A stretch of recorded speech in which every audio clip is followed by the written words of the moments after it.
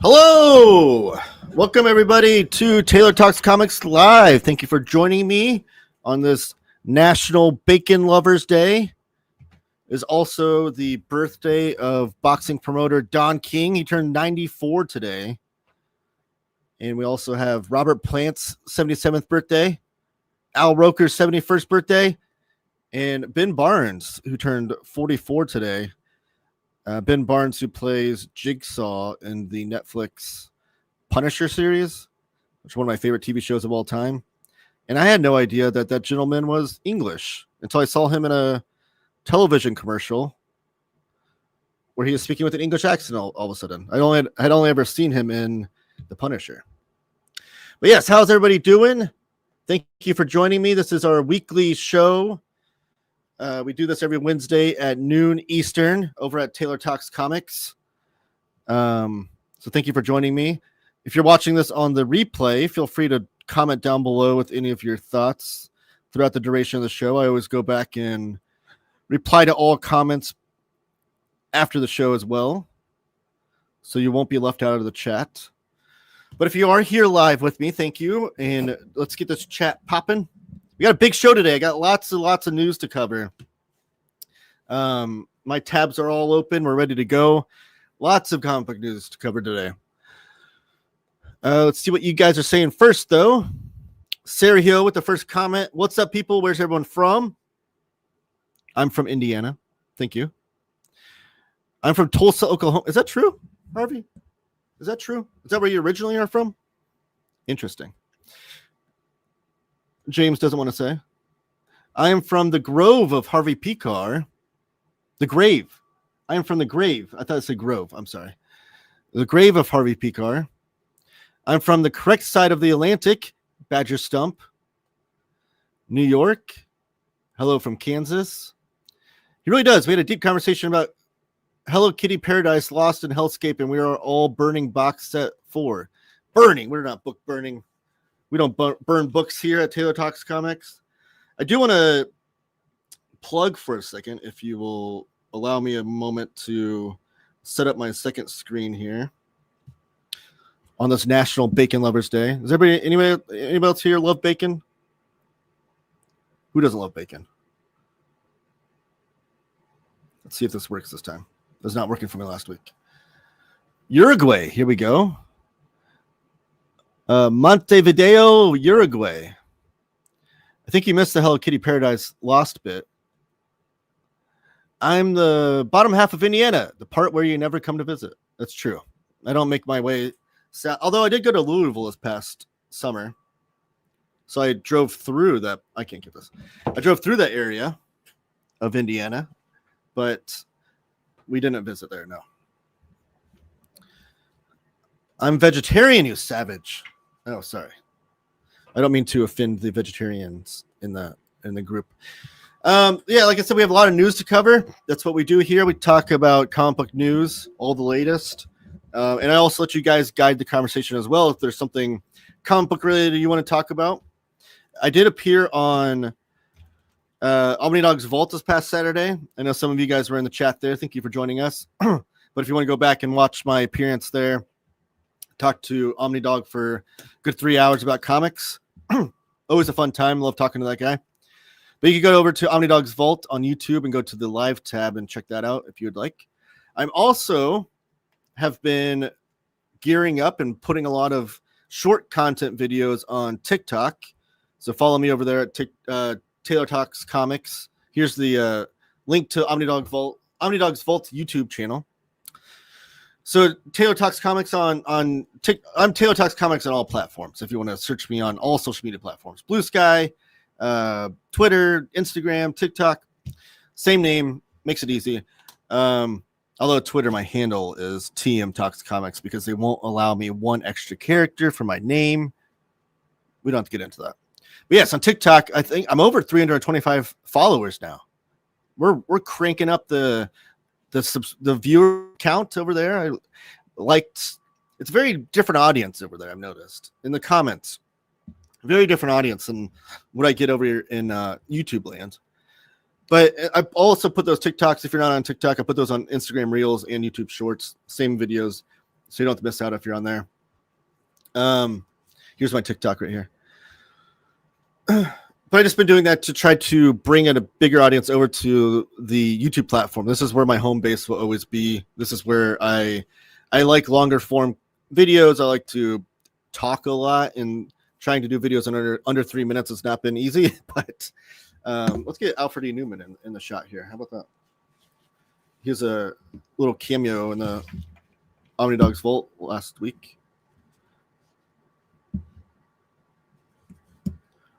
Don't worry, Alfred E. Newman is here. Okay, so we have a lot of... Why won't he stand up there? I know what the problem is. A lot of news to cover.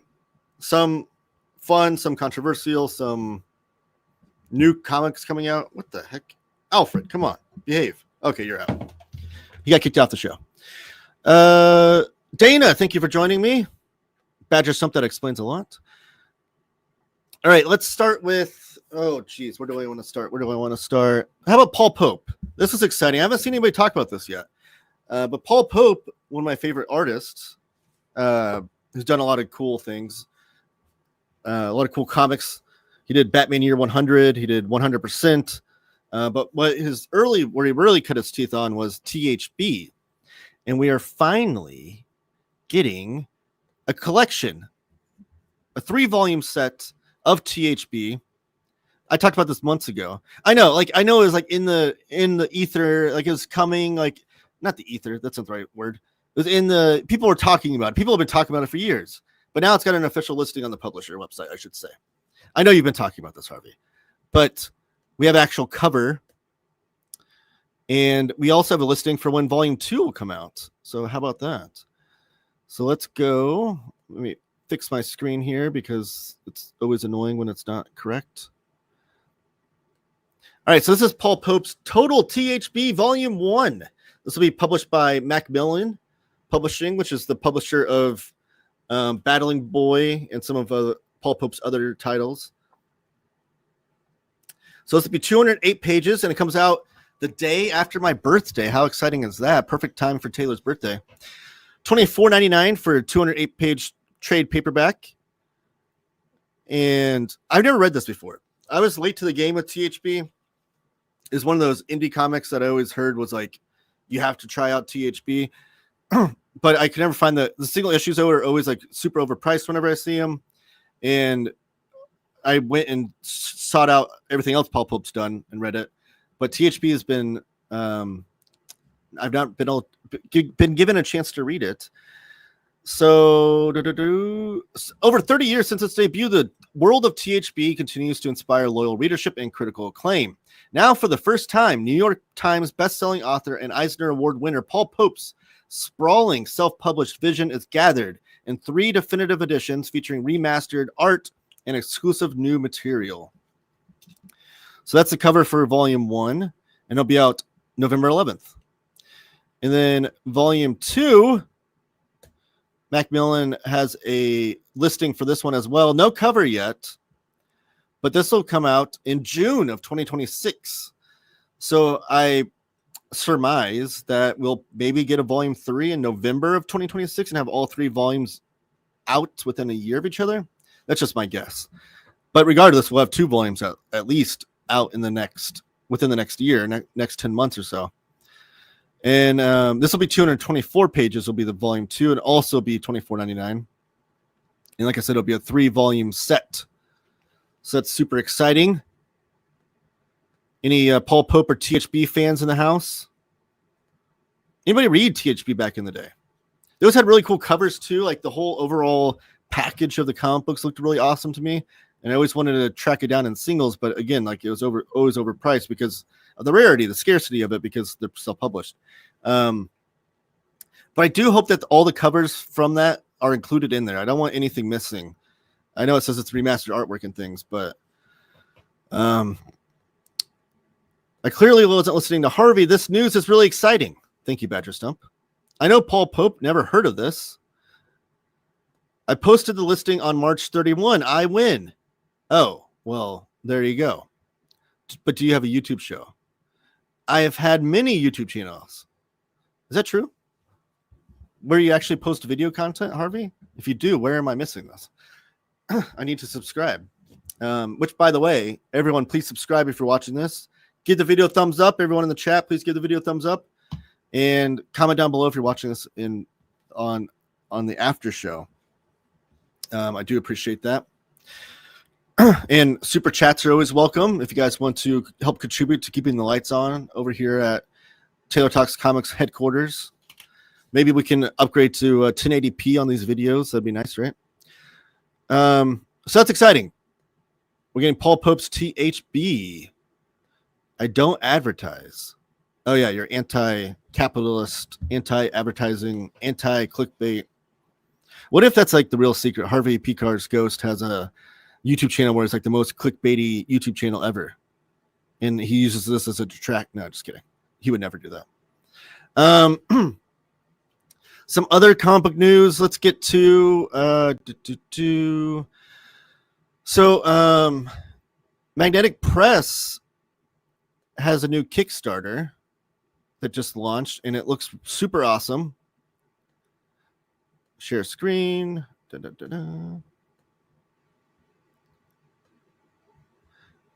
I need to be smoother about my transitions here.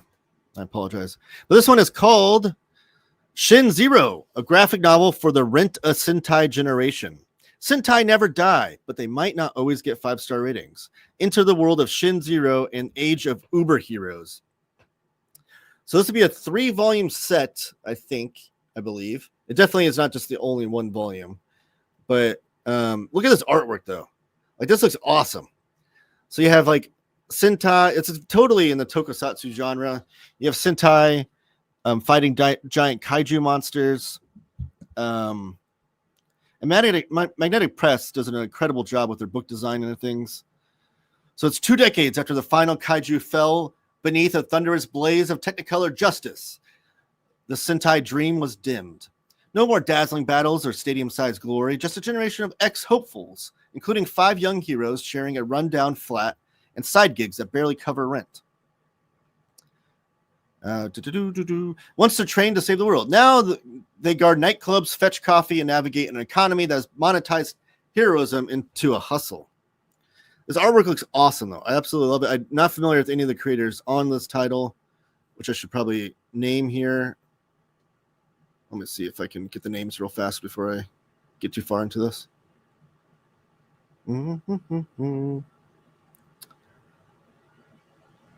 Okay, they're not listed yet. Let me see if I can get down to... With the combined award-winning genius of Matthew Bablett and Guillermo Shinglin. Oh, Matthew Bablett of Midnight Order. I showed off Midnight Order last week. That makes me even more excited for this. But Matthew Bablett and Guillermo Shinglin. Sorry, I probably butchered that. I'm trying to pronounce it correctly. Let me know in the chat if you know the correct pronunciation of that name. Shin Zero blends lush art, poignant humor, and emotional depth into a story that feels both timeless and current. Punchy, melancholic, and undeniably human. It is a dazzling dive into nostalgia and survival. Tokusatsu reimagined for a generation still waiting to transform. And here's some more interior art. I do love the colors treatment, the artwork. I love it all. Here's the characters too. You have Warren, the green one. So you have like very much, if you're familiar with the tokusatsu genre of like Power Rangers, VR Troopers, Super Sentai, Kamen Rider. So here's the different editions you get. You get a soft cover edition. It'll be 6.5 by 9 inches. Black and white with spot colors throughout. Cover features silver foil and elements in French flaps. And it'll be available in bookstores. So they're very upfront about that. This Kickstarter, you get a bunch of extra cool stuff with it, but it will be released in the direct market and bookstores. $25 for the paperback. Or you can shell out money for the limited edition hardcover, which has curved corners in the tradition of Magnetic Press. This edition will not be available in bookstores. So if you want the hardcover, it will not be in bookstores. I do love, too, if you can see the spine there, So look at the top of the spine where there's a logo, and then right below it says 1/3, and it has like it's like three lines of an arrow, 3 chevrons, and the first one's colored in. So you assume that volume 2 will have like 2 colored in, and volume 3 will have 3 colored in. A cool little way to mark the volume numbers there. This will be $39.99 or $39, sorry, for the exclusive hardcover edition. And then the ultra limited hardcover slipcase edition with the numbered book plate will be $69. So that's really cool. Super the tokusatsu genre. Other stuff coming out. Let's go to Image Comics. How about that? This is a reprint, but getting a wider release. This was done through Kickstarter originally, but the groundbreaking Eisner Award-winning All Negro Comics remastered paperback features all new content, hits the shelves in November. We previously talked about this on the Near Make edition. Dama Vex and I over there do the non-Big 2 show, where once a month we go through all the solicits for a few months ahead of solicits of all the publishers like Image, Fantagraphics, Boom, IDW, Dark Horse, all the non-Big 2 publishers that they cover on comicreleases.com. So we did talk about this, but I just want to make a point to point it out here to you guys. So this is a new edition. You can see it has the seal on it that has the Eisner Award-winning seal on it, which I love. That's like a classic thing that whenever you'd like when you're a kid and you would get a book from the library that says like Newbery Award winner. So I like that little touch on there. But this is the first book created by African Americans for African Americans, and it collects it's a collection of comic book issues. I think it features essays, comics, and prose from Eisner Award winner Dr. Kiana Whitted, David Brothers, Micah Peters. Trying to see what comics it. It's the first Black comic book. It's curated by writer-editor Chris Robinson and hits shelves in paperback this November. So that's super cool. Is that the date on it?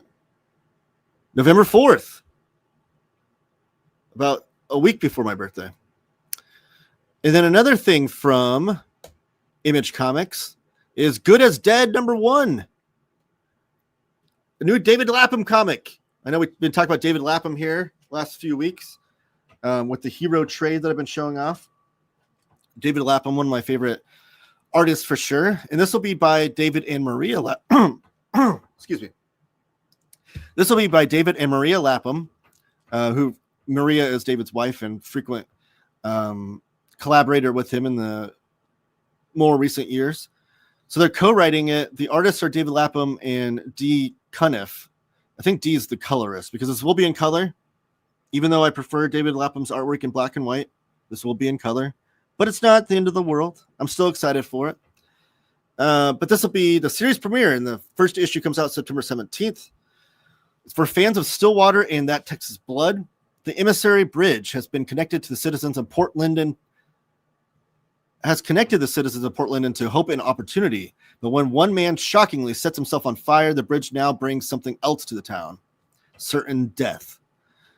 So yeah, there's the cover for it. I just want to point that out because David Lapham's awesome. And we like to tout his work. And then a couple different things here for DC Comics, and then I'll get back to the chat, I promise. So these were changes in the catalog solicitation. I believe I talked about these on my Breaking News DC video that I did, but these were changes. So originally, the Swamp Thing by Ram V and Mike Perkins was a deluxe edition. Now it's getting the Omnibus treatment. Now, there were people that were mad about this because the contents didn't change, the trim size didn't change, nothing changed except for the price was doubled, and now it's listed as an Omnibus. Even the cover to the right says deluxe edition. But I do want to point out that we saw that pop up in the catalog, but that doesn't mean that was like the official solicitation.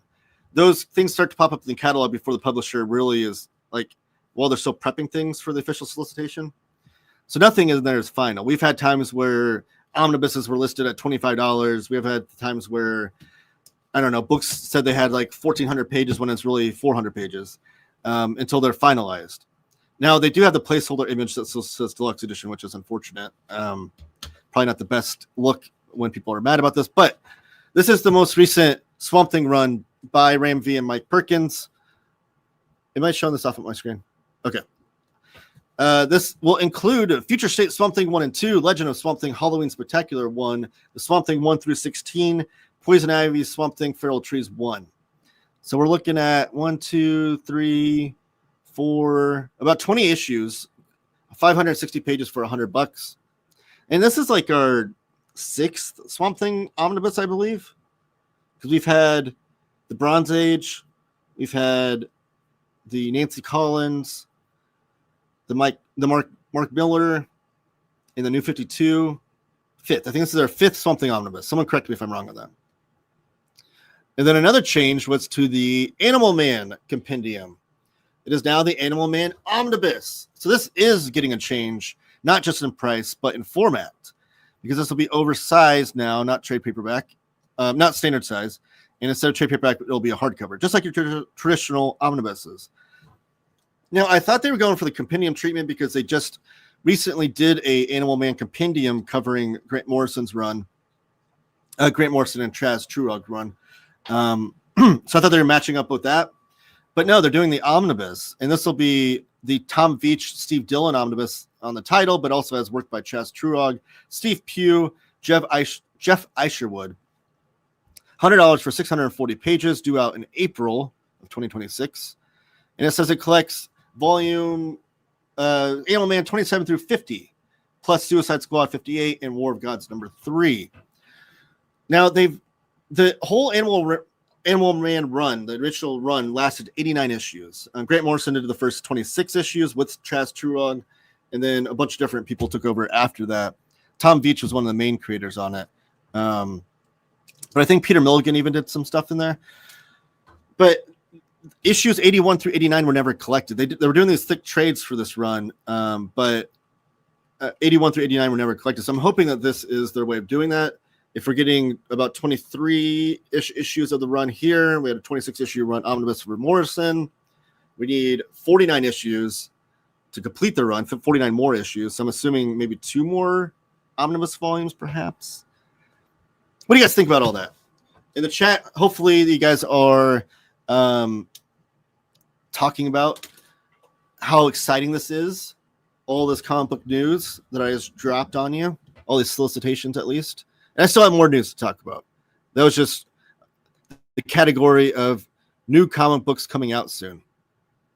Let me get to the chat now.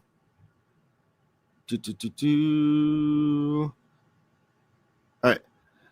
I shared this with Bunk. He is not happy with me. The Shin Zero. Oh, yes, because Bunk is a big Tokusatsu fan. He is a fan of big Power Rangers, the Power Rangers comics. So he's probably excited about this. I know Mitch over at Omnibuddy on YouTube. Check out his YouTube channel and subscribe. He works with Magnetic Press, so I know he's been on the forefront of sharing it and whatnot. And I just wanted to share it too. Magnetic Press was nice enough to send me some review copies recently. I need to check. I still need to show those off my channel, but they're a great publisher. I do have a video showing off one of their books last year for my 31 days of Halloween comics, horror Halloween comics. I showed off the Frankenstein by Georges Bess. And I have the other 2 that I'll be showing off this October when I do 31 more days of horror comics this October, where I'll be showing off The Hunchback of Notre Dame and Dracula by Georges Bess. And then some other books that I've shown off, like the Midnight Order. I need to show that one off still. This looks good. I have MFKZ in my wish list. I'm excited about that one too. Singelin Made Frontier. Oh, okay, so that's another Magnetic Press book. $25 isn't bad. No, for the paperback, not at all. That's a really good price. Looking forward to Good as Dead. News of this one got me to read the Stillwater series, which was excellent. I know you told me about Stillwater. I still need to see if I can get that for my library. I'm trying to get a bunch of books for my library for the 31 days of Halloween. That's one of them. I did find out my library doesn't carry Rachel Rising. not my library system, because my library has a thing where they'll check out books from all over the state and then send them to my local library where I can check them out. But they don't have Rachel Rising. I'm assuming that's because Terry Moore does his stuff's all self-published through Abstract, and maybe they don't have connections with libraries, unfortunately. So I'm going to have to find a copy of Rachel Rising to read. Stillwater, they probably should have, because that's an Image series. I should be able to get that one. Because what I want to, I'm trying to avoid covering comics that I read digitally, because they're not. I like to show off the actual book on my channel, but I could maybe do some fancy video essay type deals for books that I can't find physically. I don't know. I'll look into that. Omnibus should be $25. I wish. Josh, that's socialism. I'm so glad that I bought trades of that Animal Man stuff cheap at a comic shop closing sale a while back. I'd be so pissed if instead of an affordable compendium, they did an expensive Omni. I'd be so mad. Are you saying you prefer the compendium format? Yeah. Any new EC books from Taschen or Fantagraphics EC reprints? Fantagraphics has the Spawn of Venus coming out soon, which is by Wallace Wood. And then they have the edition of, I forget what it's called, but it's like the reprints of the Panic comic from it was called Panic. It was like they had Mad Magazine, and they did a second comedy magazine called Panic. All the Jack Davis and Wallace Wood stuff in there is going to be reprinted. But after that, nothing has been announced as far as EC reprints go from Fantagraphics. Taschen does have a listing. Let's see if they even have a Taschen EC Comics. Because I don't know if they even have like a cover for it or anything.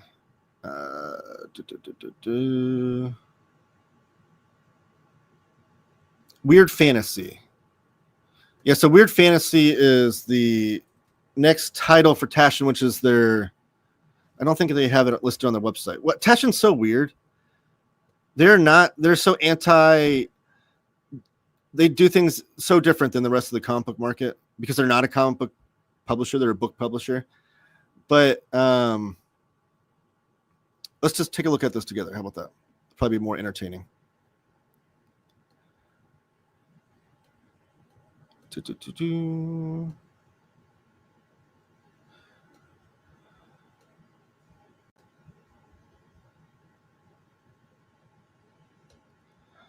So this is Taschen's comic book section of their website. No, it's not. Comics. I said comics. Okay, there we go. So, like right here on the left, you can see the Incredible Hulk Taschen edition, which I did a video on recently. Beautiful book. Crazy Cat. So there's an also important thing to note too, if you're not familiar with Taschen. Taschen has the XXL format, which is the giant books that I've shown off on my channel a bunch of times. I have a playlist showing off those books. But they also have the XL format, which is slightly smaller. So they recently reprinted the Crazy Cat Complete Sundays from 1935, Complete Color Sundays edition that they did in the XL format. So it's slightly smaller, which I might pick up. I don't know. I have the Fantagraphics ones, but another topic for another day. Then they did the history of EC comics in their small editions. They don't have a name for this, but it's only $30 for that book. It's like 500 plus pages of great essays by Grant Geisman about EC comics with great pictures throughout. For $30, that's a steal for that price. Then they have the Weird Science XXL EC comics for $200. That I showed off that one on my channel as well. I have a video on that one. But the Weird Fantasy one, I don't think has a listing here.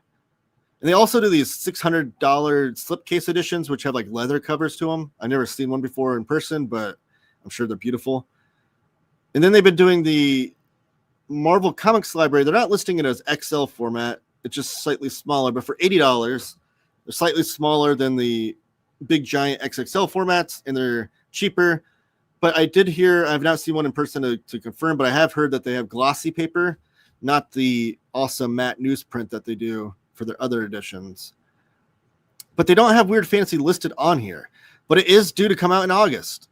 And what I was saying earlier about how they do things so differently than the usual comic book market is that the comic book market has to solicit things like way in advance. Like we just talked on this channel about the Animal Man omnibus that comes out next April, which seems like light years away. We talked about THB that comes out next June.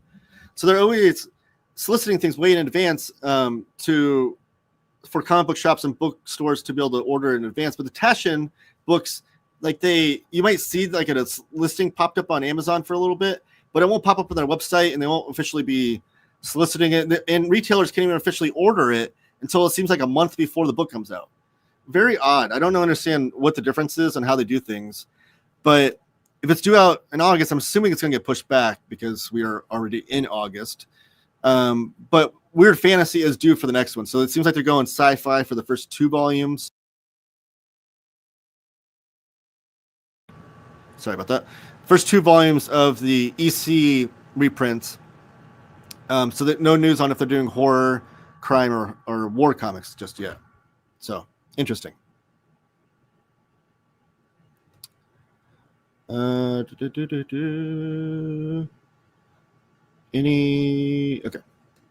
Harvey, I'm glad they're collecting these older, lesser-known runs now so that hopefully more people will read and appreciate them. I'm assuming you're talking about DC Comics with Animal Man. My most wanted DC collection is Wasteland, the 80s series by John Ostrander and Del Close.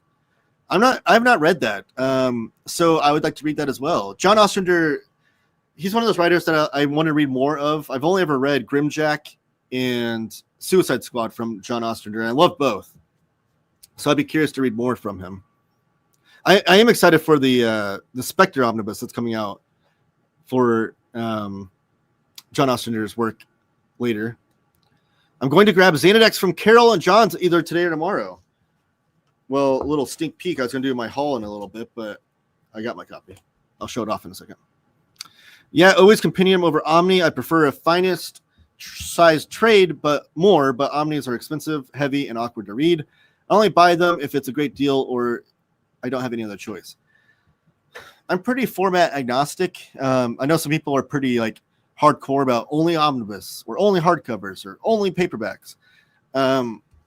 I just pick and choose kind of what I do with what format I buy them in. And as far as omnibuses being big and awkward, I never minded the big fat omnibus, but I will say I have sold some to downsize to other form, for instance, the Invisibles. I read that in the omnibus, but I've since sold it, and now I have all the trade paperbacks. Same thing with Grant Morrison's Doom Patrol. I read that in the omnibus, have sold it, and got the trade paperbacks. And Jack Kirby's Fourth World, I also did that with the smaller standard size hardcovers, but that was a little bit different too because the paper quality and the coloring quality is a lot better on those. But I realized that if I'm going to reread something, it's probably going to be more likely that I reread something in paperback where it's nice and easy to pick up. But so I'm not against fat omnibuses, but I have slowly started to shy away from them a little bit, I guess, if that makes sense. I didn't realize the Animal Man trades were missing a few issues. My memory is that the last volume feels like a natural ending. Yeah, if I'm not mistaken, I think they only collected up to issue 80, and 81 through 89 have never been collected. Kind of like the Rick Veitch Swamp Thing run, which he never finished issue 88 because he left the book when DC was trying to censor his issue 88, which is another story for another day. But even so, his last few issues have never been collected until next year. We're getting a trade paperback for that finally. The weird thing about how everyone thinks doing the same things as everyone else is the right way to get attention for the channel is crazy to me. It's a homogenization of content. I see what you mean, Harvey. Definitely you want to stand out and be different, obviously. But also, it's a balance. It's not a black and white thing. It's balancing because you do have to placate to the algorithm a little bit. Just like last week, I gave the example of if I do a thumbnail without my stupid face on it, I might get a couple hundred views. But if I do a thumbnail with my stupid face on it, it'll get closer to 1,000. And for whatever reason, I don't know why that exists. Why that's a thing. I hate it. I wish I could just show off cool comics and not have to worry about making stupid thumbnails. But it's the truth. I've seen it in my own content. My own content, I've gotten better views lately by doing that. I don't know if that'll always be a thing. Hopefully, I can get to the point where I have a big enough channel where I can just go back to only showing off the artwork, and I'll have enough of a following that watches my channel but now I'm still in the early stages of my channel, which by the way, subscribe if you haven't already. I know I said that earlier. I am so close, like pacing wise. My goal is to get to 5,000 subscribers by the end of this year. And I'm so close that, but if I'm on the pace that I'm on, it's going to be very, very tight that last week of December. So I need your guys' help with that. Other ways you can help too is by sharing my channel, sharing my video on all of your social media platforms or Reddit or Facebook or whatever you guys use to talk comics. Sharing my channel, again, I would appreciate that greatly. It's free. Doesn't cost you a dime, just a little bit of your time. Andreas says, I would love the War comics or the first Mad issues from Taschen.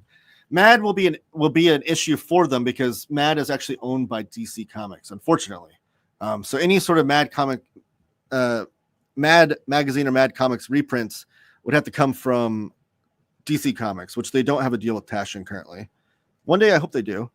And DC has done almost nothing with them. They still come out those, if you go to the grocery stores and stuff, they still come out like those seasonal Mad magazine collections of greatest hits type deals. But as far as like book collections, they haven't done anything since they did the Spy versus Spy Omnibus last year, I should say.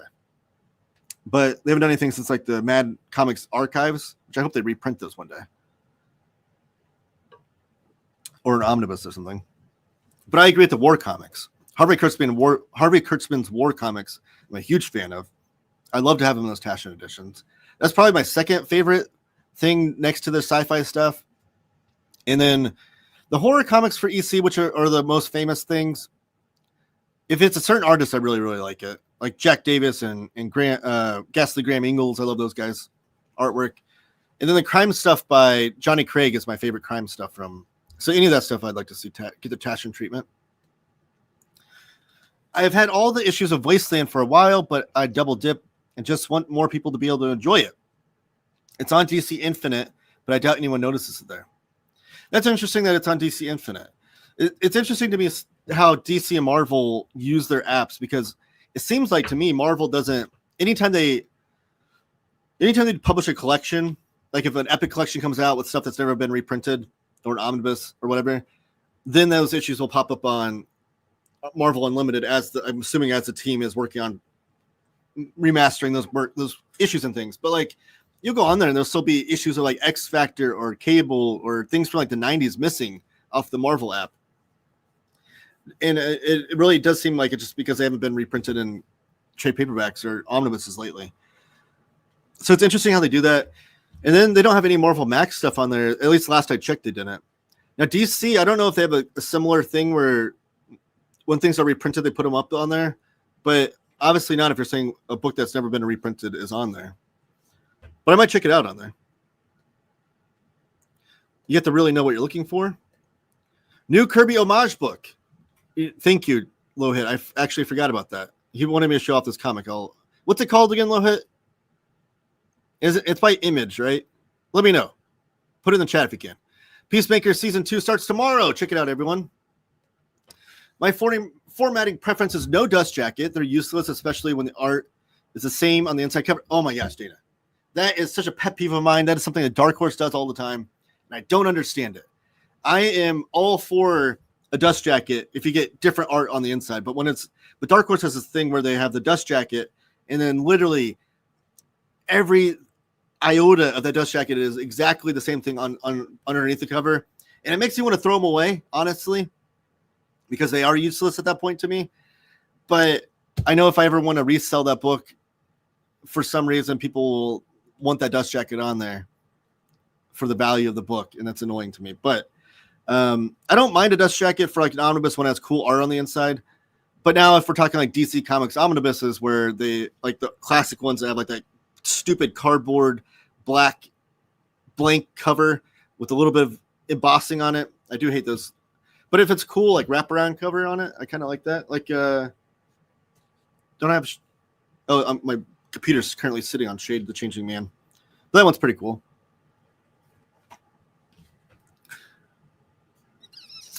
Dana, 10,000%. I can't see how many zeros are there. Going against the grain, brainstorming different things than everyone else is doing, sticking to your strengths, interests, and having great content has always made the difference for me. I get you, for sure. And I definitely agree as far as like, I feel like the content should matter the most. I feel all these other tricks to get people to watch your content are dumb things to me. My least favorite thing about doing YouTube or TikTok now or Instagram or whatever, any sort of content creation, my least favorite thing is everything to do that doesn't have anything to do with the content. Like, I love making videos. I love talking about comics. I can do that all day, every day. My least favorite thing is then editing the video, which that's still part of the content creation, so I don't hate that as much. But my least favorite thing is having to share it on social media, having to share it on every social media platform, having to follow up on it, having to make thumbnails, having to make graphics for social media to try to get people to watch the video. That stuff is my least favorite thing, but it's also very necessary. If I could pay someone to do that, I would do it in a heartbeat, because that's my least favorite part of content creation. I wish I could just make the content. The content's my favorite thing, and it will always be my favorite thing. Just talking about it. Even like worrying about audio and visual, the A and V parts of it, I don't care for either. I just want to show off cool comics. So I always try to put my strength into that, because that's my favorite part anyways.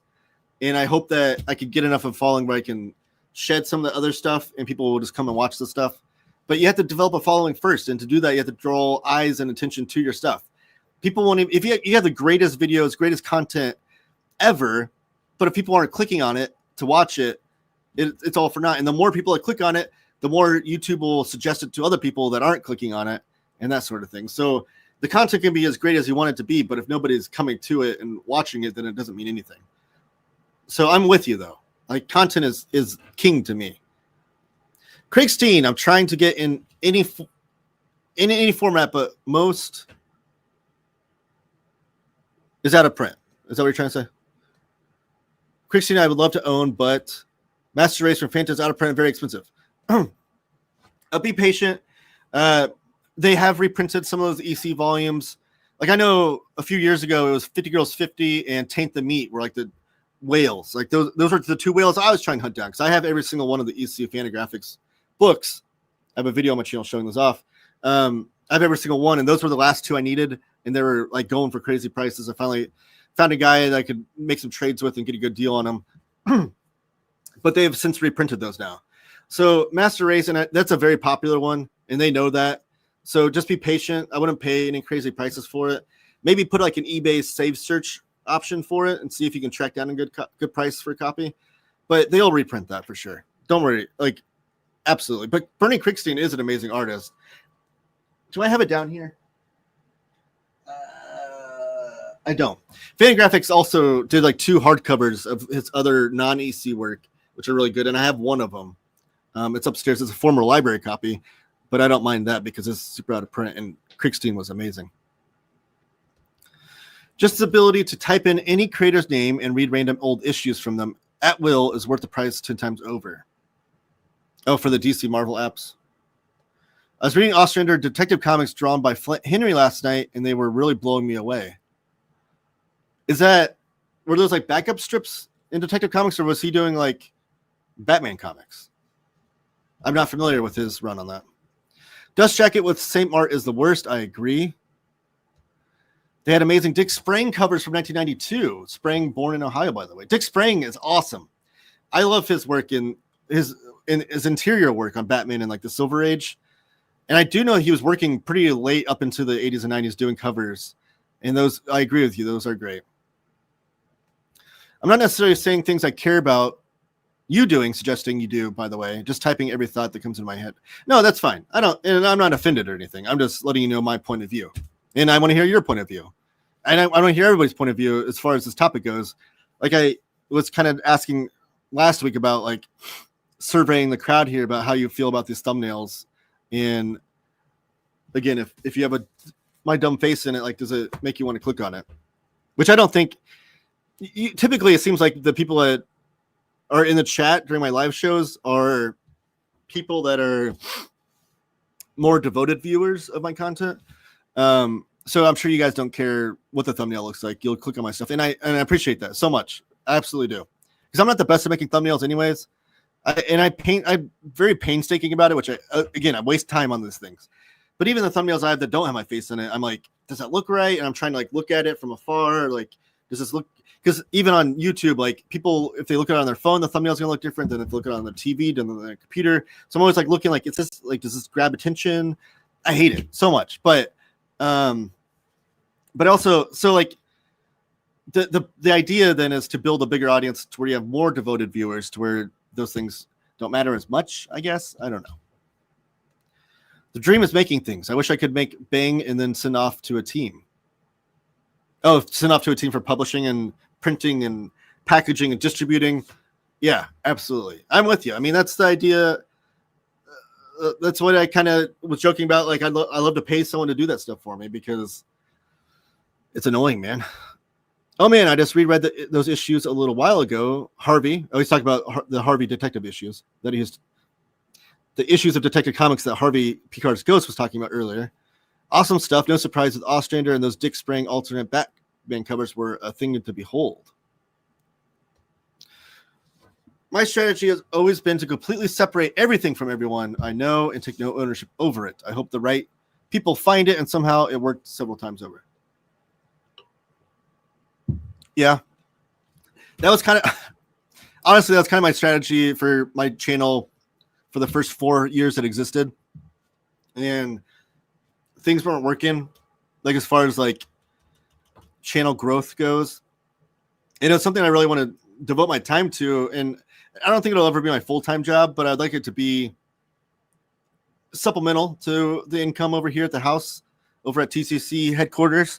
I love to be able to contribute even more income to the household via my content.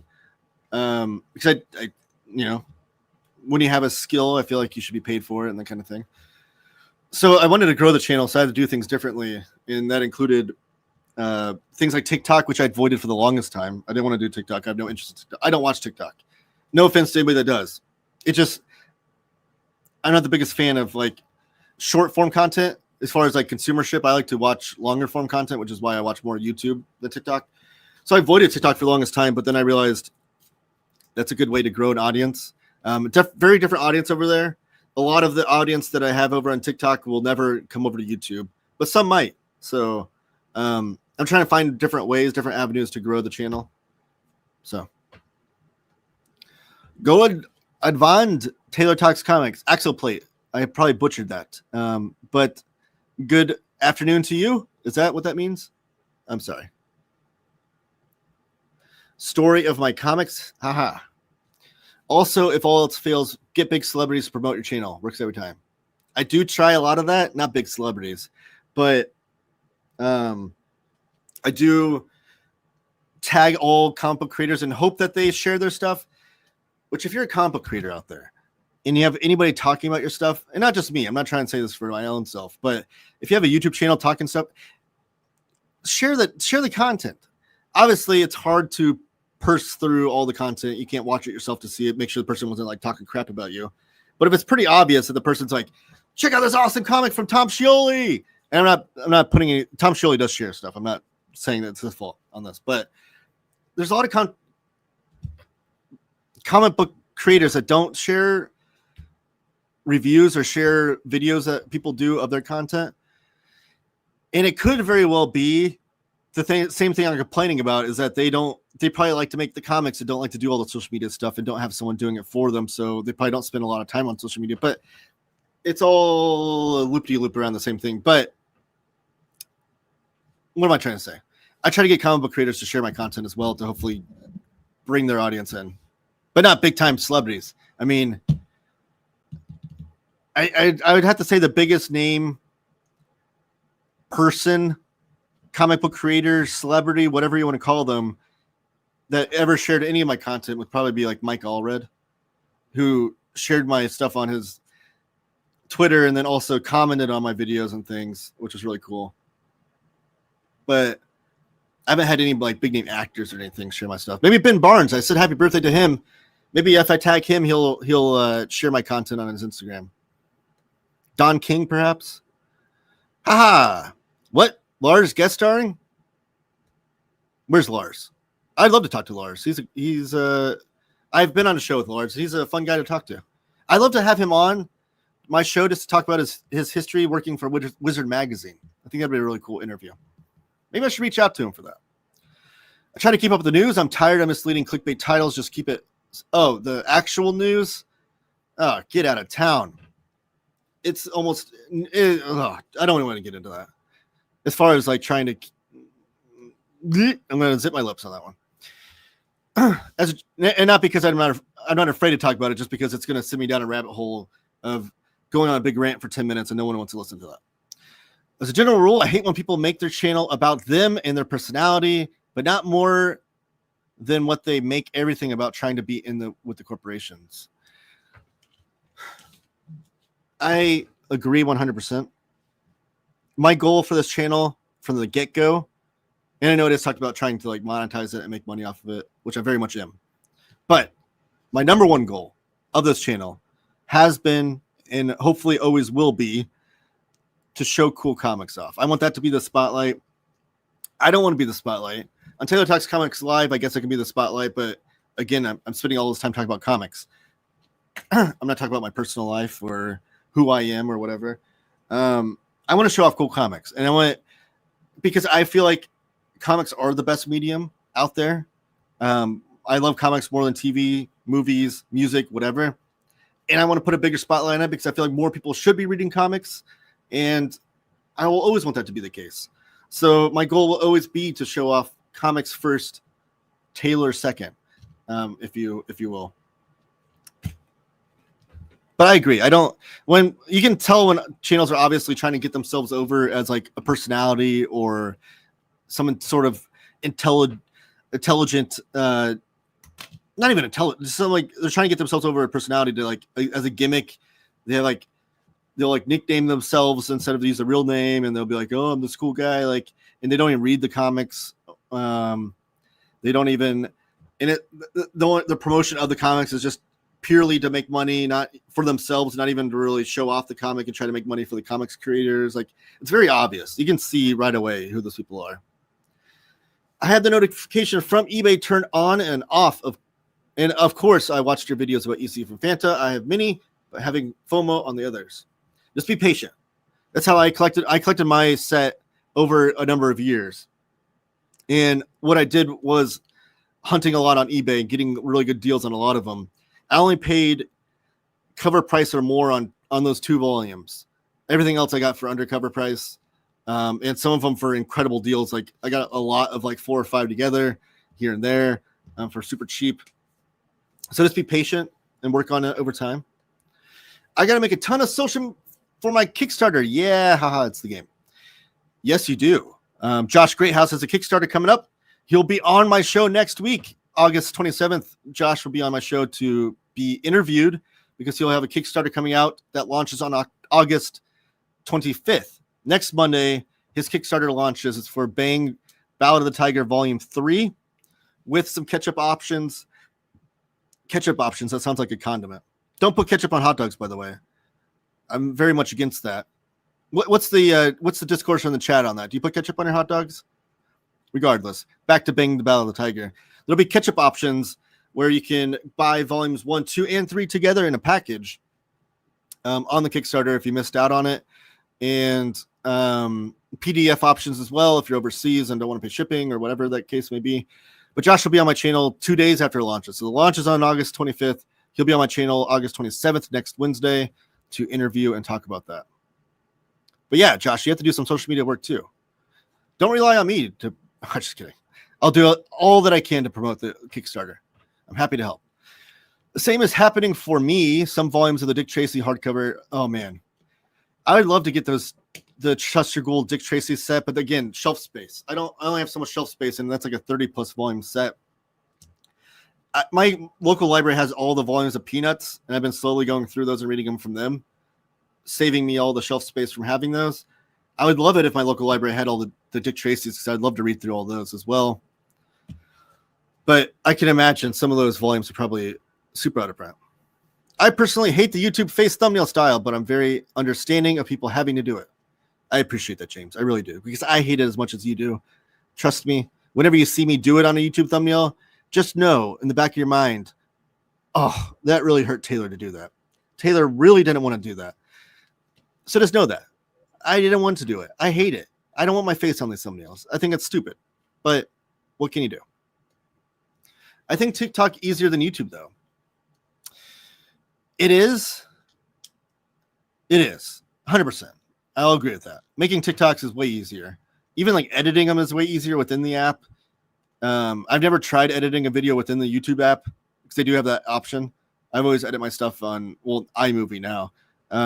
But TikTok has like their own editing process within their app with their own caption making process. Even cuts out ums and uhs, like filler words.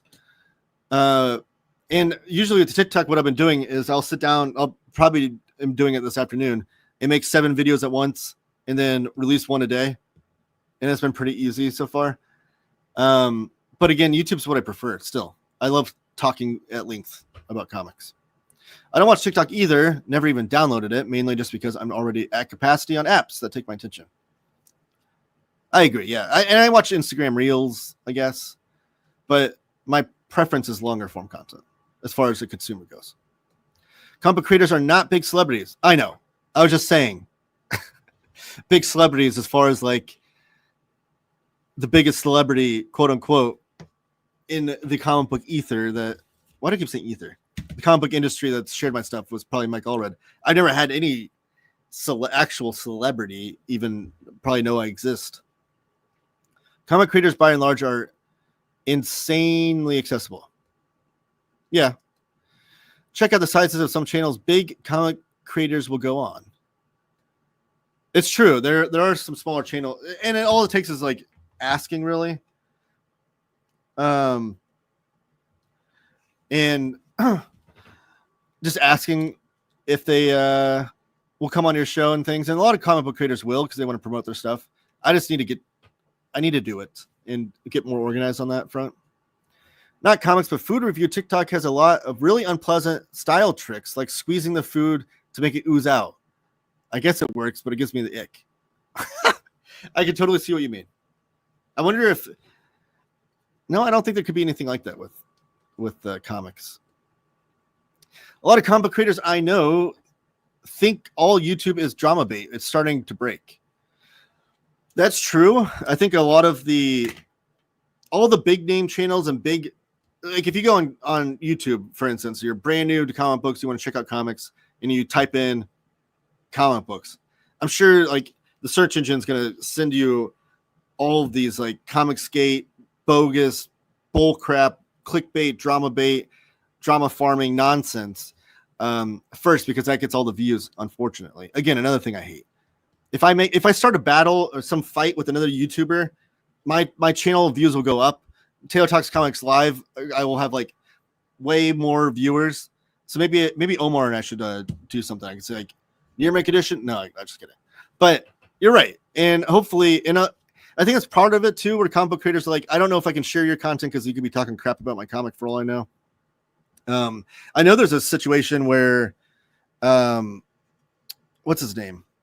Well, maybe I shouldn't name him. I'll just say a comic book creator who's still making comics today, prominent in the 80s, real nice guy. I've talked to him myself personally through DMs and such. Was just browsing through Twitter one day. This happened about a year ago, and happened upon this channel that said like, we're talking about insert creator name today. And he clicked on it, and the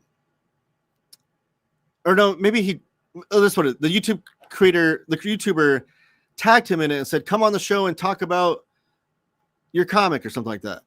And so the creator, being a nice guy, clicked on it, went onto his show, and then realized he was being cornered by this rage baiting right-wing lunatic who's in Comicsgate, and started like peppering him with all these questions about why did you do this? Why did you do this? Why'd you do this? All this anti right-wing nonsense propaganda. And the creator was just like, what the hell? Like, I just came on here to be a nice guy. I figured I'd pop onto your channel and talk about comics. And I felt awful for the guy. I even messaged him because I had messaged him previously to this and said, like, I saw that sucks. because now that creator probably will never do that again, unfortunately.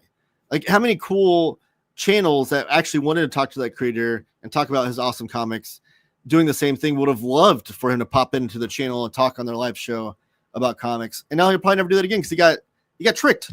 So I agree that that is an issue, but hopefully they're getting around. THB Adams, thank you for joining me.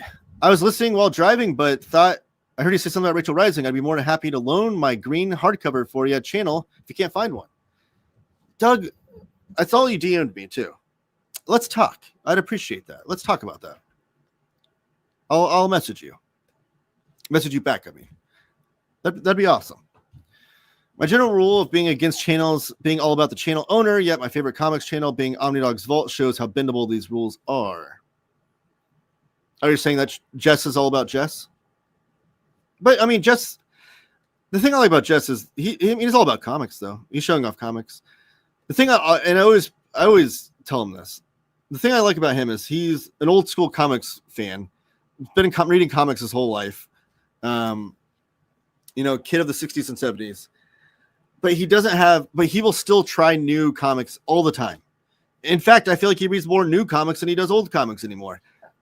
So you get all these old heads that are like, no, comics aren't the way they used to be. But he doesn't have those kind of proclivities, which I appreciate. Patience will win in the end. Phantom's reprinted everything EC, and I don't see them stopping. There's the link to the Kickstarter. Josh beat James this time. Way to go, Josh. So you're getting good at promoting already. Finally beat James. You have introduced me to so many great artists that I've never heard of before. Now I'm tracking down and buying their books. You are clearly doing something right. Badger Stump. That is my favorite compliment. Seriously. My favorite compliment ever on any of my channel, on any of my videos, is when someone says, man, you got me to buy that book. Well, actually, that's my second favorite compliment. My favorite compliment is when someone says, you got me to buy that book and I loved it. Which is why I always reply, like, I hope you love it as much as I do. I love that. That's, again, my whole goal is to show off cool comics and to get that creator to be able to sell more comics so that they can make more comics themselves. My favorite creators, selfishly, I want them to be able to make more comics so I can read more comics by them. And that's my goal of my channel, is to sell more comics for them so that they can do that. Spicy ketchup yet? No. Oh, Dana. Ketchup, mustard, relish, kraut, onions on hot dogs. Oh, no. Space Monkey. Yep. Is that the ketchup? James, you put ketchup? Everyone puts ketchup on the hot dogs? Oh, man, I've been weirdly into hot dogs lately. Chili dogs, chili cheese dogs, ketchup, mustard. Everyone, you're all betraying me. You all put ketchup on your hot dogs? Okay, I'm just going to zip my lips because I don't want to lose my audience here. But ketchup does not belong on hot dogs. There's the fact that all methods of digital self-pub promotion fall short compared to prolific flyer posting with QR codes, graffitiing, skywriting, and smoke signaling.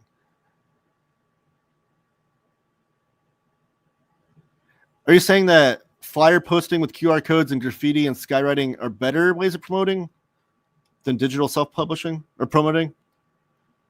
I'd like to see some stats on that. Making Polish sausage and hamburger. A fifth of Jack Gaming is a YouTuber, makes a lot of good content. Go over, subscribe to him. He's a real good guy. I'm trying to get better at posting on all medias rather than it's YouTube. I saw you were on TikTok the other day, by the way. I need to get regular with Bluesky and bring Instagram into the fold as well. A fifth of Jack Gaming. Those TikToks you make, put those over. Just use the same video on your Instagram Reels and on your YouTube Shorts. That's what I would recommend. Because that's the thing. There's an audience that only watches TikTok. There's an audience that only watches Instagram Reels. There's an audience that only watches long-form video YouTube content. There's an audience that only watches YouTube Shorts. So you have to go and find that audience in all these different places and hope that you can bring in some of them to the platform that you want to promote the best or the most, which is, for me, my longer form YouTube content. Taylor versus very fine condition. No, I can't. I feel like Taylor has a height advantage. I don't. I think he's taller than me. I'm short. I don't know if you guys know this or not, but I'm only 5'4". I'm a very short guy. Some people have said they thought I was tall. I look tall on camera, but I'm short. And I know Omar's a little bit shorter, but I think he's taller than me. The most efficacious approach would be, in fact, the Die Hard with a Vengeance one, standing downtown nude or semi-nude inside a sandwich with the sandwich board with a provocative message. But see, that's the perfect example of clickbait YouTube thumbnails, right? Isn't that just like the real life version of the YouTube thumbnail? Jess is the old man. He does what he likes and just wants to have a good time. I read more old comics than him. I probably do too, Josh. Like, he's probably read more old comics than I have over his lifetime. But as far as what he reads today, I probably read more older comics than him. But Jess is awesome. Jess is all about comics. I really mean more like the chat is all about Jess, though, and I'm a primary culprit. Oh, I see what you mean. That's for his live shows, which I know he is primarily does. I'm almost purely old comics. Chris Brogan, thank you. No ketchup on hot dogs. Andrew Aldevoide? I'm butchered the last name. Andrew, no ketchup on anything. Thank you for... I'm glad there's some sanity in the chat. I'm just kidding. Kind of. I aspire to be the most prolific smoke signal content creator. That would be amazing. No hot dogs on ketchup. Badger Stump. Here's a Fifth of Jack Gaming's YouTube channel if you want to check them out. Next to Imaginat, I like the way you think. I just got back from lunch, but this chat is making me hungry again. I mean, Omar is like 3'5". He is not. I've never met Omar in person, I will say, but I'm pretty sure he said he's taller than that. Or does he lie about his height? Because I don't. I'm legit 5'4". I think I'm 5'4 3/4" or something stupid, but I never like to put that in there because I think it's annoying when people are like, I'm 5'11 3/4". Like, just say you're 5'11". But I don't lie about my height. I'm legit 5'4". I don't know if he lies about his height, does he? Honestly, I think the best word is word of mouth. Absolutely. Which is why I need more word of mouth with my YouTube channel, guys. Everyone watching this, guys, gals, share my channel, word of mouth, wherever you're talking comics on your social media platforms. Share it. YouTube.com/Taylor Talks Comics.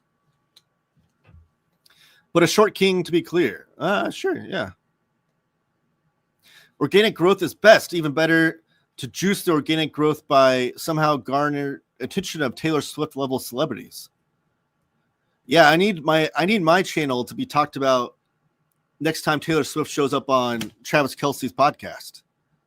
That would be massive, right? Do we think Taylor Swift or Travis Kelce have ever read a comic book in their life? I'd hope so. No ketchup on hot dogs since I don't eat hot dogs. Oh, that's okay. Why is ketchup on hot dogs so hated? Manga Geekdom, thank you for joining me. Everyone subscribe to his YouTube channel as well. Great YouTuber. Great guy too. Geo. I don't know. It's just like, I don't know. I don't want to go on my big ketchup on hot dog rant because I feel like I'm going to alienate the chat here because this needs to be an opinion on it. Good man. I just recently watched it myself theatrically, part of the local Kurosawa respective to bolster the Lee release. Manga Geekdom. There you go. Subscribe to that channel. Okay. So we have more comic book news. And this is the not so fun news, but I feel like it'll garner some good chat, some good conversation. First, let's go into this because this one really kind of irks me, and I want to hear you guys' opinions on this. So I don't do a lot of when I talk about comic book news, I don't talk about right now Marvel's going to have a Captain America from every country, which I think is what they're doing, which is cool. It's fine. I'll probably end up reading it. But the news that I want to talk about isn't so much about that unless it's a cool comic book creator doing a cool comic for Marvel and DC that I'm into. But this kind of annoyed me, and I want to talk about it with you guys. So Marvel's all-new True Believers blind bags debut with Ultimate Endgame #1. This December, Ultimate Endgame #1 arrives at comic book shops in True Believers blind bags. Marvel Comics' first ever blind bag program. So Ultimate Endgame is I think it's the conclusion to the Ultimate Universe, this most recent Ultimate Universe. Someone correct me if I'm wrong. I'm not like I've read the first 5 issues of each of those series, I think. Ultimate X-Men being my favorite. Peach Momoko's killing it on that title. I've not read Denise Camp's Ultimates. Hickman's Ultimate Spider-Man. I'm a fan of Hickman, but it's not really my favorite Hickman. But I digress. The Ultimate Endgame is like their big event that I think is including the Ultimate Universe, or at least this era of it. I don't know. Is that right? Someone correct me in the chat if I'm wrong on that. But regardless, they're having a gimmicky blind bag for the first #1 issue with all these different covers in it. So the idea is the blind bag will be, you don't know which cover you're getting. You buy the blind bag in hopes to get one of these covers. They're going to have the main cover's going to be by Mark Brooks, which I think you could probably buy outside of a blind bag. And then there'll be foil variant cover by Derek Chu, Sanford Green, Alexander Lozano, CAFU, Peach Momoko, Dan Panosian, Ryan Stegman, Scotty Young, Chip Zdarsky's doing a cover. And then there's version variant covers, which is, I don't need to get into that. But here's some of the cover examples. The covers look awesome. I mean, I'm not against the covers. Like if the Peach Momoko one for sure looks cool. Is it down here? Maybe I have to cycle through them here. So here's the main cover by Mark Brooks. It looks cool. Here's the poly. This is what the poly bag's going to look like. So you go to the shop, you buy your comic book's going to come in this poly bag like this, to where you can't see what cover it is on the inside. And there's going to be an in-game homage to the movie. So like the movie in-game is going to have like this, the same like the poster, but with these comic books. Here's the foil variant by Derek Chu. Here's the Peach Momoko cover. Huge fan of Peach Momoko. Looks great. Here's the cover by Dan Panosian. That looks an awesome cover. And then here's the Chip Zdarsky Ultimate Endgame, done in kind of like the Spider-Man Life Story cover that he does, cover treatment that he was doing. And Chip Zdarsky's he's a cool artist and cool graphic designer, as well as a good writer. But I want to hear your thoughts on this. I hate blind bags in general. I've never got into the like trading cards I was into as a kid. But as far as like when Pokemon was becoming a big deal when I was a kid in 5th grade, when all the other 5th graders were into Pokemon, I tried to get into it because everyone else is into it. It just wasn't my thing. I'm now cursed with a son that is obsessed with Pokemon, but that's a different story. But I never liked the idea of I buy this thing and I don't know what's inside of it. So like I don't like the idea of I buy this pack of Pokemon cards and there might be something cool in it. Or I buy this, even the like toys now have like blind toy, which they've been doing that for years now, but like now it's even bigger. Now you go, there's like a store in my local mall that has like $20 blind bag toys where like you spend $20 and you don't know what toy you're getting. I hate it. It's gimmicky, but then bleeding into comics, which this was done more recently and firstly, I'm sure there's some history of a blind bag comic book thing from years ago, but in recent history, the first one to do it was Robert Kirkman with the recent Invisible Universe Beast Man or whatever it's called comic. I wasn't trying to denigrate him, but I really do forget the name of the title. It was Beast something or other, where he did it, and it is super popular on YouTube channels and TikTok and whatnot. People are unwrapping which blind bag they got. It was a big deal. I can see like the excitement around it or what have you, but it's going to boost sales for that #1 cover. I feel like this is like the gimmick stuff that we should have learned from back in the 90s, right? With the foil variants and the die cut variants and all those other gimmick covers that we did in the 90s, which I don't think led to the comic book industry cratering in the late 90s. I think it didn't help, but it wasn't the #1 thing that created the industry in the late 90s where Marvel went bankrupt and things. But it didn't help. All that boosting of sales for the #1 issue, and then nobody comes back for issue 2 or 3 or 4. That's the thing that sucks. Is that this #1 issue will sell crazy. These blind bags will sell awesome. It's going to be a successful gimmick for that #1 issue in sales. It'll be the best-selling comic that month for sure, hands down. Maybe the best-selling comic of the year, perhaps. But what will issue 2 look like? Will those sales go tank down to the bottom of the pits by comparison of issue #1? Because people are going to be excited about the blind bag, but what's inside the comic, how many of those people are going to read them, and then how many people are going to buy like 7 of these blind bags and then only buy 1 copy of issue 2 because they want to keep reading it. So it's like the sale's going to be boosted, but like to what extent? And what's the point? Like as far as like, I can go on rants for days as far as I hate the renumbering of these titles. I'm totally of this Todd McFarlane school of thought where it's like, if you have an issue number 17 you want to sell, rather than renumbering it to issue number 1, sell issue 17 and promote it in a way that is going to get people excited about it. If you want issue number 38 to be the new jumping on point for the Spider-Man title, rather than go to number 1, promote it as this is your jumping on point. If you've been missing out on Spider-Man and you feel like you're behind, jump on with issue number 38. Here we go. But it's all this renumbering. It's all this gimmicks to get people to buy issue number 1s.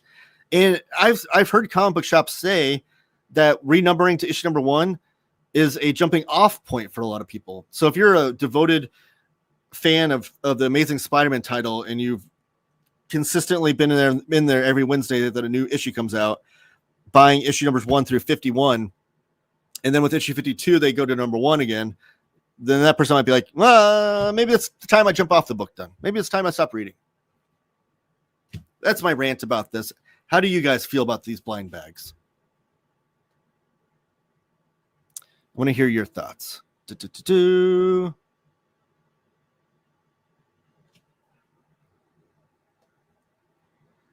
Call the channel Taylor Swift Talks Comics. That would drive numbers up.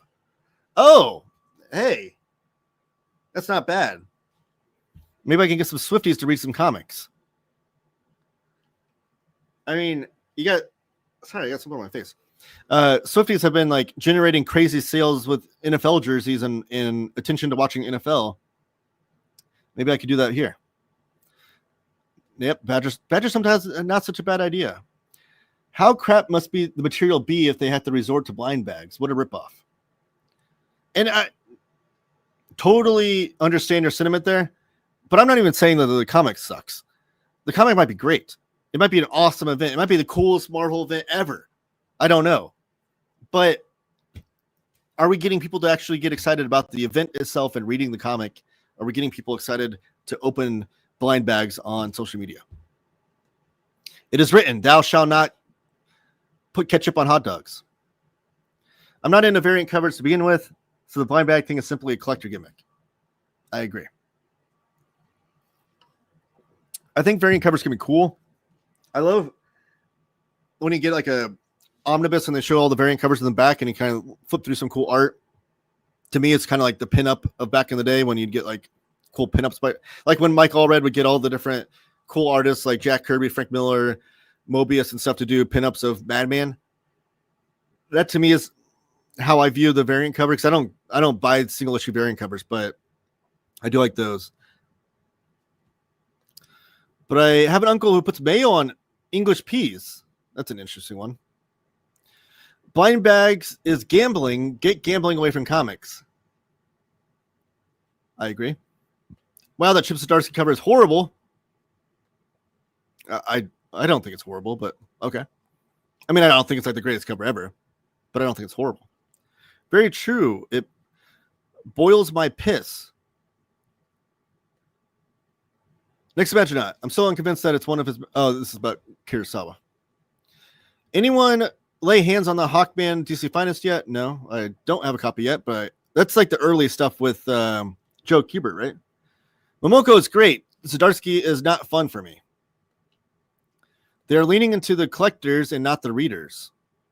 Which, yeah, the collectors will be there for as long as the collecting is profitable or, you know, they can make money off of it. But the readers will be there for a lifetime. That should be like their tagline. The readers will be there more faithfully and for longer. And you don't want to piss off the reading audience. I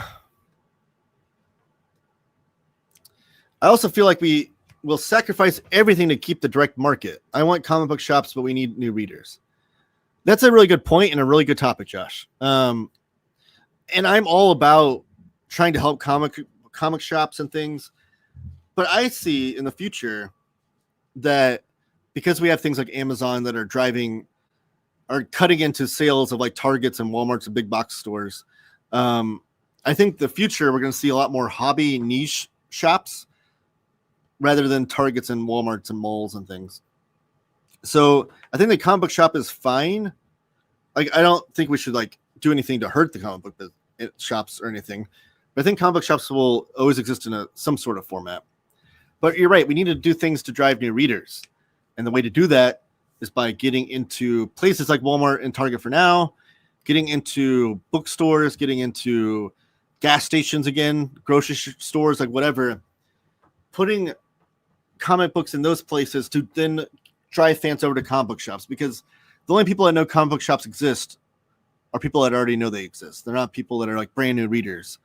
I think James Gunn's been doing a tremendous job over at DC, tying every new movie and TV project to a comic book. Amazing. I always say the biggest failure of the MCU, 100%, has been their lack of creating new comic book readers. They had all these billion-dollar commercials for their comic books. They had 15 years of success in the movie market with these movies, and their readership did not go up very much at all. Jordan, hate them. Not a fan of these predatory marketing tactics in any medium. I particularly despise them creeping back into comics. The mistakes of the 90s live again. And it was pandering to collectors that made the market go pop in the 90s. It was definitely a big factor. Didn't the Ultimate Universe just start? I mean, relatively recently, yeah. And I don't know. I'm behind. I don't know if they've announced that like this is just like a reset before a new one. But I know Hickman's leaving Ultimate Spider-Man, and they've declared that his last issue, 24, 25, or whatever it is, will be the last issue of Ultimate Spider-Man. I don't know if that's just for now. I don't know if they'll go to number 1 with a new creative team. I don't know if the Ultimate Universe will reset after this, or if it'll die. I don't know. I'm behind on that. Derek, I'm tired of living in an age where I can't buy the cover I want, and I want without gambling. It's out of control like Pokemon cards. It takes a lot of the joy out of the hobby for me.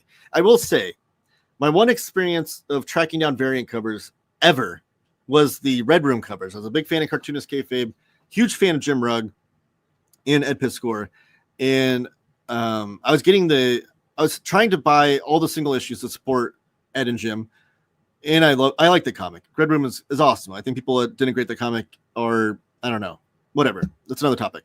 But Jim Rugg was doing these variant covers for each issue where he was doing an homage to a classic cover. So he did like 8-Ball and Love and Rockets and Spawn and these classic indie comics. And I was collecting them consistently until like issue 4. It was like the Ninja Turtles variant, which was awesome. Jim Rugg, his artwork is amazing. And I was stoked for it, but then it became like a 1 in 25 or 1 in 50 variant. So I went to my comic shop and like, yeah, that'll be $50. I'm like, $50 for a single issue comic book? Like, no thanks. I'll take my chances that Ed reprints the variant cover in a trade paperback, which he never did, by the way. The Red Room trade paperbacks don't have the variant covers in them, unfortunately. Hopefully, I know his family has talked about doing a omnibus of all the Red Room stuff. Hopefully, they'll collect it all in there, but you're exactly right. I hate the idea of wanting a cool variant cover and having to pay crazy prices for it. It's not like any sector of the print world is thriving these days, though. So I understand why separate tactics like blind bags get pulled out. I agree with you. I will say that of all the print market, magazines, newspapers, books, comic books, the only sectors of that have been thriving over the last few years has been in books and comics. Newspapers and magazines have still been plummeting in sales and things because that's more of a disposable type medium. I feel like, especially with news, like after a day, it's old and you don't need it anymore. So those can transfer to the digital platform way easier, in my opinion. But books and comics, I think, will always be here.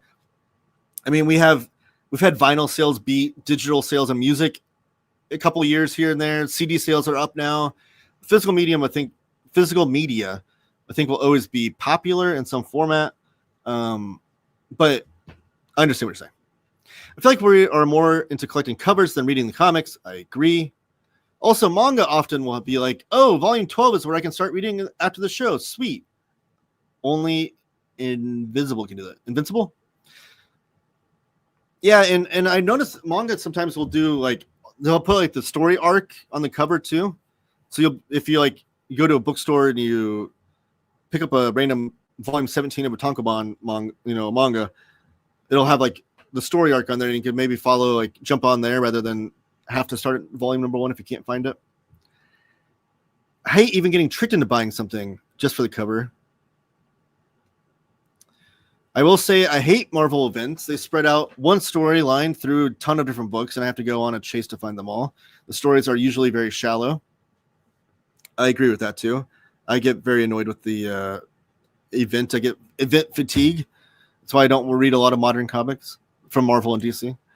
Man, speaking of those Madman pinups, do you have the 20th anniversary monster? It's the same trim size as an artist edition and collects all those guest pinups. I don't. I have all the Madman library editions, which are amazing, the 6-volume set, but I don't have any other Madman books besides that one. I'd love to have that, though. There's so many good artists that came through there. That's a good point, Josh, since I know sometimes people are more worried about the dust covers than anything in the book itself. Oh, with like omnibuses and things. Yeah. I would say we need better and cheaper app for these companies. Jump is killing it for that reason. I like the blind bag idea. Punishing variant cover collectors, speculators like this is a great idea. Harvey, that's a hilarious way to look at this. I kind of love that spin on it. Let's punish the people that are... I like that. That's funny.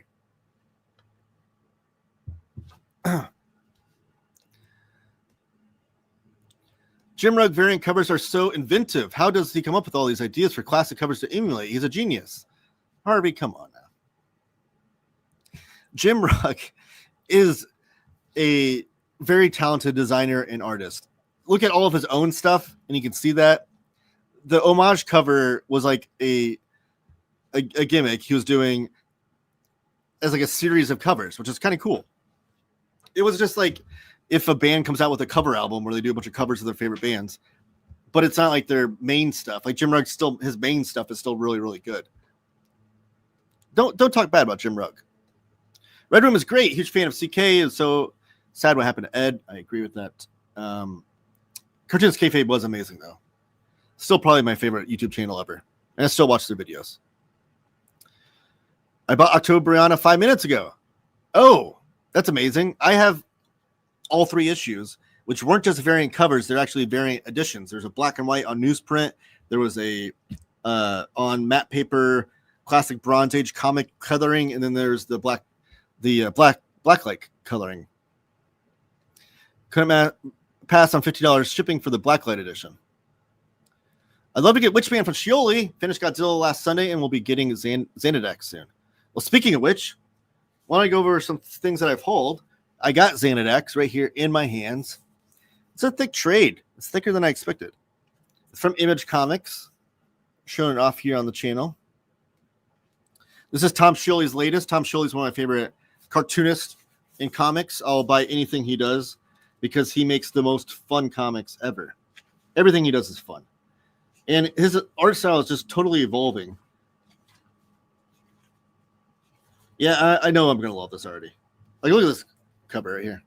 So this was a graphic novel. This has only been released as such. It was not released as single issues. And I can already tell, just flipping through it, he uses that to its fullest. This was not made to be written or read as a single issue comic book. Has some cool back matter. And it says volume 1 on it. So I'm assuming there'll be more of these. It's rated E for everyone. Action, adventure, science fiction. So we talked about this on my channel last week. It comes out today. So make sure you pick that up by Tom Scioli. Also picked up this because I've been late on this one. Godzilla Monster Piece Theater. They did a cool slipcase hardcover edition at IDW, which I did not buy because it's like $150 and it's like limited and signed. I would wish they just do an oversized hardcover and release that to the mass market. Maybe they will still. I have a feeling that, or I have an opinion that all kaiju comics should be done in giant oversized editions, but I digress. This is Tom Scioli doing Godzilla. It's the one that I forget who just commented. I'm sorry. Was it Andreas? Yeah, I don't know. Someone just commented. I'll get to it in a second. That they just read Godzilla last Sunday. I've not read this yet. This was released in single issues, and it's Godzilla mashing up with these classic novels in fiction. Like there's The Great Gatsby, The Time Machine, Sherlock Holmes, all in this mashup. And this is put out by IDW. So I got 2 Tom Scioli books to read this afternoon. It's going to be a great day. We're going to have a lot of fun with those. And then this past weekend, my family and I went thrifting. We went to a new thrift store that I'd never been to before, and they had a bunch of comics there, which I was super stoked for. And I found this for less than $20. Airtight Garage, Mobius. Get out of here. I've been reading this. It's amazing. I've never read this before. They released 6 of these Mobius editions from Epic Comics, which is the imprint of Marvel. And I've always wanted The Long Tomorrow, which is Mobius 5. Or sorry, Mobius 4. This is Mobius 3. Airtight Garage. And this is the whole thing in this one book. It does have some yellowing around the pages, so you can tell it's been sun damaged, but I'm just excited to have more Mobius in my life. I picked up this too. This was on sale. This is Ghost Agents. This is by Rocco Jerome. This actually started via the Cartoonist Kayfabe Ringside Seats. They're a Facebook group where Rocco Jerome got with a bunch of different up-and-coming cartoonists to do some Ghost Agent stories for him. A great project here. And this is like magazine format. Like this is your standard size comic, so it's a little bit taller than and wider than. But this has all Ken Landgraf art in this comic. And it's done on this, like, I think Miasmo is the credited colorist. But it's all Ken Landgraf artwork done with this awesome coloring. You can find this through Cosmic Lion Productions. I'm going to show this off on a video. But this Ken Landgraf artwork is always fun to me. I'm a big fan of his. And it has kind of that black light. The coloring reminds me of Alexis Zira, if you're a fan of him as a cartoonist. And I got some issues of Master Kung Fu, because I'm still trying to hunt down every issue of that series.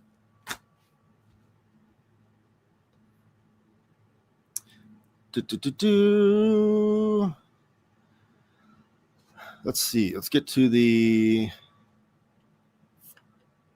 chat, trying to find out where it was.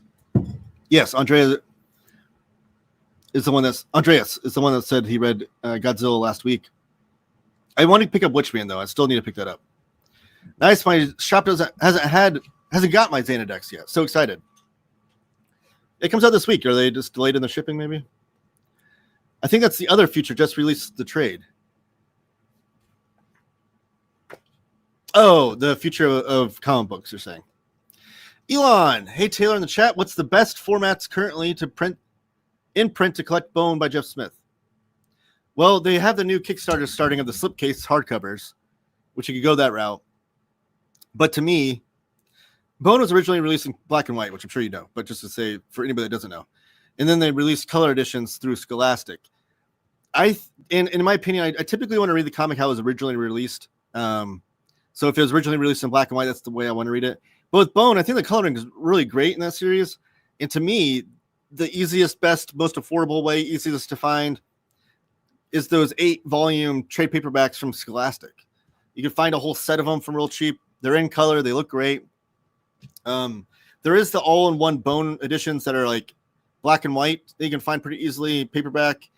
I think they did an all-one color edition, and that's the harder one to find. But to me, I think those Scholastic trade paperbacks are the way to go. I'll probably track the other October editions soon. I would say the color edition, often in sale. I love the all-in-one black and white. Oh, he's saying for the Bone. Recommend Scholastic Individuals. I love the oversized one. And I think it's worth it. Thank you, Josh. Next Imagine Speaking of Godzilla, the new Shin Godzilla 4K is still in wide theatrical release through at least tomorrow, if not Thursday. I want to watch that because Shin Godzilla is not available to watch digitally like anywhere in America for some reason. It's on any streaming services. It's not. I don't know what the deal is, and I've never seen it before. I want to watch it, but maybe theater is the way to go. Wow, nice find. Wow, Airtight Garage rules. What I know. And then I went on eBay to see what volumes 1, 2, 3, 4, 5, and 6 of the Mobius series was, because this is all in one. This series, or this, sorry, this says Mobius 3, but all of the Airtight Garage is in this one edition. The Mobius 1, 2, 3, 4, 5, 6 that they're doing, we're collecting different stories from Mobius. So they're not like, it's not like an ongoing series, perhaps, or for example, they're just all collecting different series of Mobius. So yeah, I was excited to get this. But Mobius, all of these volumes are really hard to find on eBay. Like, they're really expensive. So finding it for that price was insane. Godzilla Limited, $175. Yeah, they also did a giant-sized Stoko, James Stokoe's Half-Century War in the same edition, also overpriced. Again, I've wanted that book in oversized. They've done like a deluxe edition, which is slightly oversized. But I want that Stoko Half-Century War in like the biggest size possible. All of Stokoe's comics should be in giant, oversized. There's a limited edition of Beneath the Trees. That also, yes, that one looks great too, but it's also limited. I don't know what IDW is doing.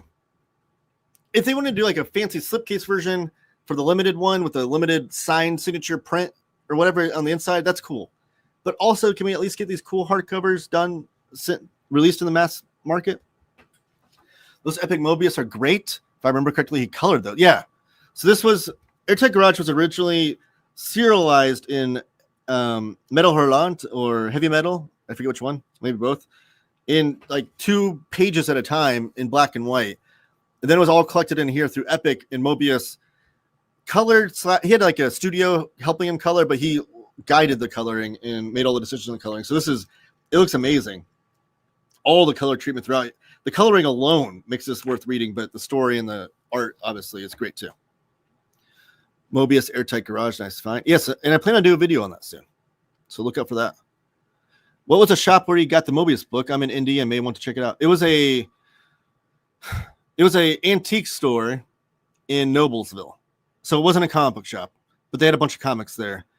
I forget the name of it.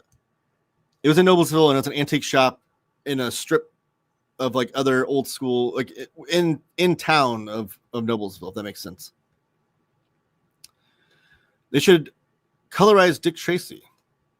I'm hunting Master Kung Fu 2, Gene Day issues first. This has been like a long ongoing project for like the last 5 or 6 years. And I think I have like 80% of all of them, including all the appearances of Shang-Chi and other comics and things. And it started off by me getting a bunch of lots on eBay and things, but now anytime I go to a comic book shop, I look to see if they have any issues I need. But yeah, the Paul Galassi stuff is what originally drew me to it, because I wanted to get all the Paul Galassi issues. But yeah, then Gene Day, Mike Zeck, like there's some really cool artists throughout the whole run. And I wanted it on that newsprint paper, like yellow newsprint paper with the original coloring. I didn't want the stupid Marvel recolored omnibus editions, which there's nothing wrong with those. Read them. They're great comics. And I plan on custom binding them one day. Cheers. The Mobius book looks great. The Airtight Garage book just sold 4 days ago. $85 shipped on eBay. So I got a great deal on it. Because, yeah, it was like $20, but they had, was it 20% off? So what is that? 20% off of 20, so $16 I got it for. What a deal. We need more Donald Duck books. Oh, there's plenty of those coming out. Volume 6 to 14 of all Al Taliaferro. Real Monkey, thank you for joining me. I've not read Taliaferro Donald Duck comics, but I do need to read those. I think I know the place in Noblesville. Great find, killer find. Brian, thank you for joining me. Gotta go. Is that what that means? I've been pouring through Mobius' original art pages lately. He really is unbelievable. I know. Absolute master. And we don't have enough of his work. One day, I hope that his different estates can get together and we can get reprints of Blueberry. We need reprints of like Airtight Garage. We need Long Tomorrow reprinted. So much of his work has not been reprinted. The only things I own of Mobius, I think I own the Silver Surfer story in an omnibus. I wish I had it, the original, or not the original, but the gallery edition that came with like the dust jacket was a poster. I waited too long to pick that up. So I have Silver Surfer in omnibus. I have that. I have the Ink Cow Deluxe edition. And then I have all of the Mobius library editions from Dark Horse. But yeah, there's still so much of his stuff that's not been. Good game. Joe Bazooka, the Complete Comics. What's that in reference to? It is weird. Family and estates are like, no, we don't want people. I know, it's so weird. And I think it's because he has two different wives that both have like part ownership of it, and they don't want to, but they would make money off. I don't know. It's so mind boggling. I wish somebody that like some publisher would sit down with them and say like, do you like money? Do you think your husband, John Giroux, would possibly want other comic book readers to see his awesome work that he spent his whole life doing? But I don't know. All right, I'm gonna do some plugs.